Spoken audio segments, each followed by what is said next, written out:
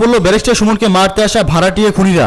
একদল সন্ত্রাসীকে হায়ার করা হয়েছিল ব্যারিস্টার সুমনকে প্রাণে মেরে দেওয়ার জন্য। কারা সেই খুনি, কত টাকার বিনিময়ে তাদেরকে কন্ট্যাক্ট করা হয়েছিল, সবকিছু বেরিয়ে এসেছে। কেন ব্যারিস্টার সুমনকে হত্যা করতে চেয়েছিল, কারা হত্যা করতে চেয়েছিল, কত টাকার বিনিময়ে হত্যা করতে চেয়েছিল, কারা সেই খুনি, সবকিছু জানতে ভিডিওটি শেষ পর্যন্ত মনোযোগ সহকারে দেখুন। আর এখনই কমেন্টে লিখে জানান আপনি কি ব্যারিস্টার সুমনকে পছন্দ করেন, হ্যাঁ অথবা না। তো চলুন দেখে নেওয়া যাক ব্যারিস্টার সুমনের মুখ থেকে কারা তাকে মারতে এসেছিল।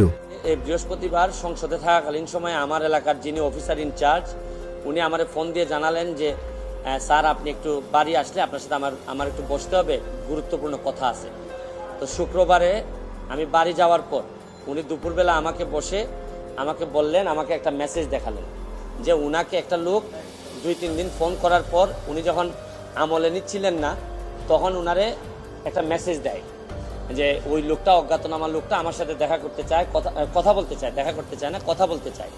তো ওসি সাহেব আমলে নেননি, পরে যখন